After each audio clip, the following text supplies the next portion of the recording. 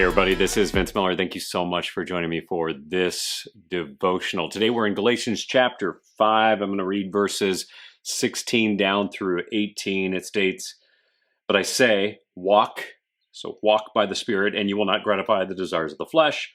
For the desires of the flesh are against the Spirit, and the desires of the Spirit are against the flesh. For these are opposed to each other to keep you from doing the things that you want to do. But if you're led by the Spirit, you are not under the law." So last time we talked about all this remarkable freedom that we've been given in Christ. And honestly, it's incredible freedom, amazing freedom. But what we do with that freedom matters, because we could choose to live in the flesh. We could. But if we choose this option, we're going to experience all this internal opposition inside of us. Paul describes it like a war, like a battle that happens inside of us. And to be honest with you, I think many men feel the intensity of this war each day, every day. In fact, some of you are feeling it right at this moment. But guess what? You're not alone.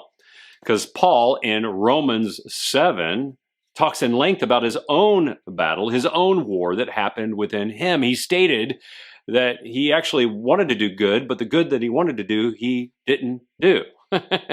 And I want you to know, if Paul experienced this, you're going to experience it too, and so will I. It's a war that happens inside of us between the desires of the flesh and the desires of the Spirit. So maybe right now today, you're really aware of this battle inside of you. But don't worry, because Paul's actually going to tell us what to do. And he tells us in the first words here. He says the action is this. It's walk by the Spirit. Walk by the Spirit. But then our next question is, well, what does this mean? What does it mean to walk by the Spirit?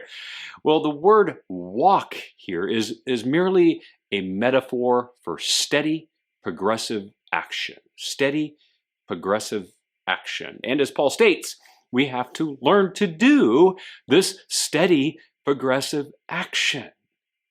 Yet the problem we all have is that we've spent a lifetime learning how to walk by the flesh rather than the Spirit. All our progressive action before Christ was about satisfying the desires of the flesh.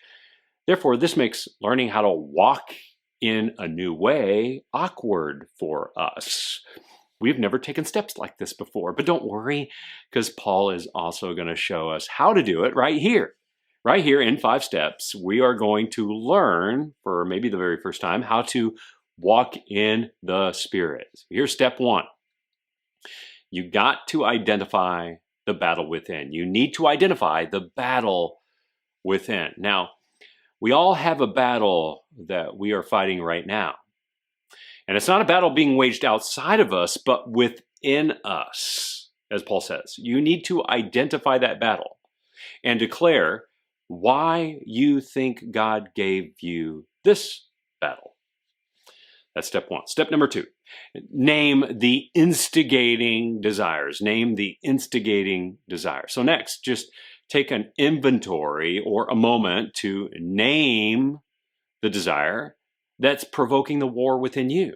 Just slow yourself down for a minute and try to name the want, the desire, or the longing that has you feeling, thinking, and acting in a way that incites that war within. Number 3, you got to stop gratifying the flesh. Yep, this is where we go next. You have to stop rewarding that natural desire. If you wonder why you keep acting in the flesh, the answer is actually pretty simple. You keep rewarding the flesh. So you got to make a conscious decision to stop rewarding it. Number 4, important here, you got to be receptive to the Spirit. You got to be receptive to the Spirit. You can't just stop doing something. You actually have to start a new activity as well. And this is where all of our activity begins. It begins by being receptive. We have to start listening more attentively to the conviction and the voice of the Spirit. You know, over time, you're going to get better at this, but at first you're going to need to tune in your radar to his voice more attentively. And one of the best ways to tune in to the Spirit is to spend time in the Bible and listen to where God's spoken word convicts the Spirit that He gave us within us. Do you see that? Where these converge, we should be receptive. And then finally, number 5, you got to act promptly to the Spirit. You need to start acting promptly to the Spirit. You know, when you hear the prompting of the Spirit, it's important to act on it.